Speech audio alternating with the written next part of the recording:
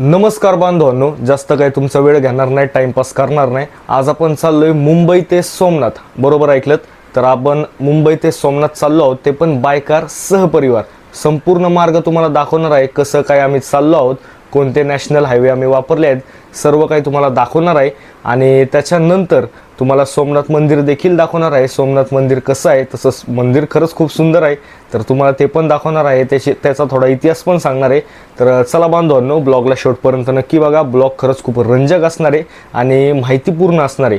हे बघा, आता आपल्या बॅगा वगैरे पण पॅक झालेले आहेत आणि आत्ता सकाळचे वाजलेत 5। सकाळचे नाही, पहाटे 5 झालेले आहेत, एकच झालं। ठीक आहे, चला आता मस्तपैकी आवरतोय आणि तुम्हाला सांगून देतो एकदा रूट वगैरे कसा आहे। तर चला, तर बांधवांनो, आता आपण प्रवासाला सुरुवात करणार आहोत, पण त्याच्या आधी तुम्हाला प्रॉपरली एक रूट सांगून देतो की मुंबई ते सोमनाथ आम्ही कसं काय गाठणार आहोत ते तुम्हाला एकदा दाखवून देतो। तर आम्ही असं काहीतरी नियोजन केलेलं आहे आणि चला सांगतो मग आपल्या व्हॉट्सअपला सगळे। तर मुंबई ते गंदेवा 240 किलोमीटर, नॅशनल हायवे 48। त्यानंतर गंदेवा ते वडोदरा 190 किलोमीटर, NE4MD बरोबर। त्यानंतर आपण वडोदरा ते बोरसड SH8 नाही का, थोडंफार चुकत असेल तर माफ करा। आणि बोरसड टू भावनगर नॅशनल हायवे 751 नाही का, त्याच्याने आपण गाठणार आहोत बोरसड ते भावनगर। त्यानंतर आपण भावनगर ते सोमनाथ नॅशनल हायवे 51 गाठणार आहोत। तर अशा प्रकारे आपला एक रूट असणार आहे, त्याला आपण फॉलो करणार आहोत। तर व्हिडिओला शेवटपर्यंत नक्की बघा। आता मी घेतो आवरून आणि मग चला प्रवासाला करू सुरुवात। आणि मध्ये काय जर थोडाफार बदल झाला नाही का रस्त्यांचा, तर ते पण तुम्हाला दाखवून देतो। तर चला बांधवांनो, प्रवासाला सुरुवात करू। तर मित्रांनो, आता मस्तपैकी मी मॅप वगैरे उघडलेला आहे आणि तुम्ही बघू शकता किती वेळ आपल्याला लागणार आहे। म्हणजे तब्बल 14 तास आपल्याला लागणार आहे सोमनाथला पोहोचायला। आणि किलोमीटरमध्ये बोललो तर 880 किलोमीटर आहे, तर बराचसा मोठा प्रवास आहे। तर मस्तपैकी गाठू आपण, मस्तपैकी दर्शन घेऊयात। तर चला बांधवांनो, व्हिडिओला शेवटपर्यंत नक्की बघा। तर बांधवांनो, आता मस्तपैकी प्रवासाला सुरुवात करतोय आणि बघू शकता आपली XUV 700। आता मस्तपैकी आपण ते फ्लुइड वगैरे टाकून थोडं साफसफाई केलेली आहे आणि एक मस्त अशी सोय केलेली आहे, कारण प्रवास बराच मोठा आहे, 14-15 तासाचा प्रवास आहे। तर मला वाटलं की करायला पाहिजे नाही का। तुम्हाला दाखवतो काय केलेलं आहे आपण। ते बघा, आपली गाडी ही, ते बघा इथं आपल्या बॅगा वगैरे, आणि त्याच्यासोबत इथं आपण टाकलेली गादी, तुम्हाला दिसत असेल इथं आपण गादी टाकली आहे। थोडासा अंधार आहे पण दिसत असेल आहे ना। तर तिथं आपण गाडी टाकलेली आहे, मस्त आपण सीट वगैरे मस्त मोठी केली की आपण मस्तपैकी तिथं झोपू शकतो। खतरनाक अशी सोय केलेली आहे। तर चला जाऊयात। गणपती बाप्पा मोरया।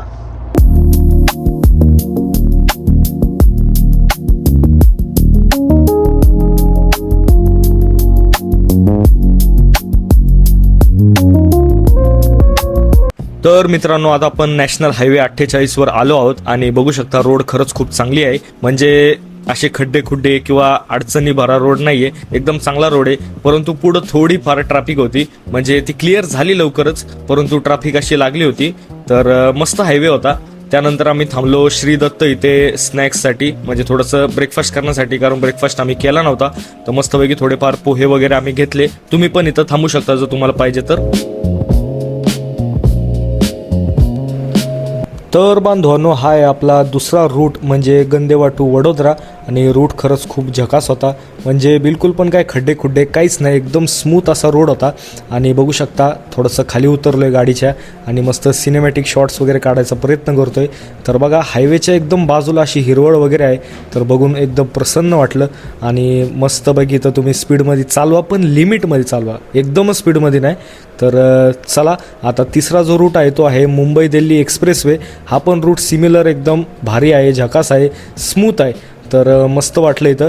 तर थोडंसं स्पीड लिमिट पाळा मित्रांनो, निवड हायवे म्हणून पळू नका, थोडंसं सेफली ड्राईव्ह करा।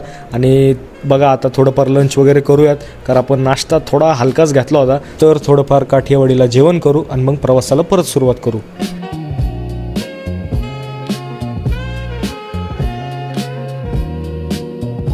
तर मित्रांनो, आता आपण फायनल रूटवरती आलो आहोत, म्हणजे हा आहे नॅशनल हायवे 51, नॅशनल हायवे 51। तर हा रोड पण ॲज युजल मी तेच म्हणणार आहे, स्मूथ आहे। आणि हे बघा, ऑन दी वे आम्हाला दिसलं होतं हे जे आहे हा मिठाचा पहाड आहे, म्हणजे इथं मीठ वगैरे बनवत होते ते नाही का, तिथंच काय म्हणतो आपलं समुद्र होतं, त्यातून मस्त मीठ बनवत होते।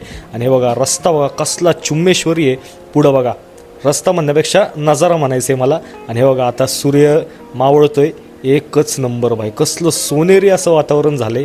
हा हा हा, तुम्ही पण फील घ्या याची राव, लय भारी आहे. 2000 years later. तर बांधवांनो आता मस्तपैकी चकाचक झालोय. आता तुम्ही म्हणत असताल की बाबा हो आता प्रवासात अचानक रूम मध्ये कसं काय आलाय. तर रात्री आपण पोचलो होतो, आपण म्हणजे आम्ही पोचलो होतो रूम मध्ये. आणि इथे एक हॉटेल आहे द क्लार्क्स म्हणून, तिथं आम्ही थांबलो आहोत. रेट पण काय असे लय महाग नाही आहेत, रिझनेबल रेट आहेत. आणि इथून सोमनाथ मंदिर खरंच खूप जवळ आहे. तर तुम्ही या क्लार्क्स जे हॉटेल आहे तिथं तुम्ही स्टे करू शकता. एकदा प्राइजेस वगैरे चेक करून घ्या, वर खाली होतच राहतात नाही का प्राइस वगैरे, तर एकदा चेक करून घ्या. तर आता निघालोय सोमनाथला. आणि असं ऐकलं की सोमनाथला जे मोबाईल किंवा जे डिव्हाइसेस असतात ते जप्त होतात असं मी ऐकलं, म्हणजे मंदिराच्या आतमध्ये जाण्याआधी. तर बघू कसं आहे काय, काही जप्त बी झालं तर काही अडचण नाही, मी तुम्हाला सर्व इतिहास वगैरे सांगणार आहे, सर्व फुटेजेस दाखवणार आहे.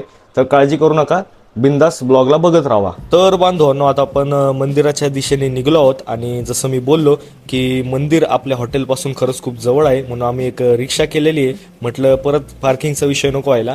आणि बघू शकता इथं काय काय तुम्ही फिरू शकता, एकदा स्क्रीनशॉट घ्या. आता मंदिरामध्ये पोहोचलो आहोत आणि इथं मस्तपैकी ते भंडारा वगैरे लावत आहेत. आता ही जी सेवा असती भंडारा लावण्याची ही मोफत असती, परंतु मी तुम्हाला सल्ला देईल की त्या लोकांना थोडाफार म्हणतो ना आपण तुमच्या हिशोबाने मदत करा, थोडेफार पैसे द्या. आणि आता आपण मंदिराच्या मध्ये प्रवेश घेत आहोत. आता आम्ही सकाळी आलोय तरी सुद्धा एवढी सारी गर्दी आहे, म्हणून मी सल्ला देईल की तुम्ही अजून लवकर यायचा प्रयत्न करा. आता जसं तुम्ही मंदिराच्या आतमध्ये प्रवेश करताल तुम्हाला भरपूर सारे लोक काही ना काहीतरी विकताना दिसतील. कोणी शंख विकतंय, कोणी धागेदोरे विकतंय, कोणी काही ना काहीतरी विकते, देवाच्या मूर्त्या वगैरे. तर हे बघा इथं जसं तुम्ही थोडं अजून आत येताल तिथं तुम्हाला एक रिसेप्शन टाईप दिसल. तिथं तुम्हाला तुमचे मोबाईल इलेक्ट्रॉनिक्स हे करायचे आहेत, जमा करायचे आहेत. आणि पुढं तुम्ही बघू शकता आपलं सोमनाथ मंदिर, आपण अजून त्याला जवळून बघूया. गुजरातमधील प्रभास पाटण येथे असलेले सोमनाथ मंदिर हे भगवान शिवांच्या 12 ज्योतिर्लिंगांपैकी पहिले मानले जाते. असे मानले जाते की चंद्रदेवाने हे मंदिर प्रथम बांधले होते. इतिहासात हे मंदिर अनेक वेळा आक्रमणामुळे उद्ध्वस्त झाले. इसवी 1025 मध्ये महमूद गझनीने मंदिरावर मोठा हल्ला केला, तरीही प्रत्येक वेळा मंदिर पुन्हा उभारण्यात आले, जे श्रद्धेचे आणि अढळ विश्वासाचे प्रतीक आहेत.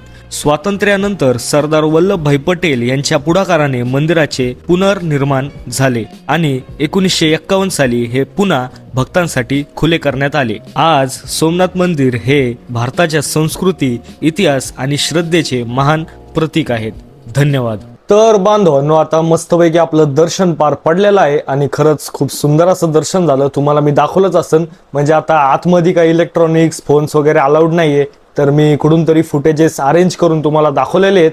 तर चला बांधवांनो आजच्या ब्लॉगसाठी एवढंच. आणि जो आपला पुढचा ब्लॉग असणार आहे त्याच्यामध्ये मी तुम्हाला काय सांगणार आहे की ते पुढच्या ब्लॉगला समजून घ्या. आता तर काय विषय नाही बांधवांनो, चला भेटूयात नेक्स्ट ब्लॉगमध्ये. तोपर्यंत बाय.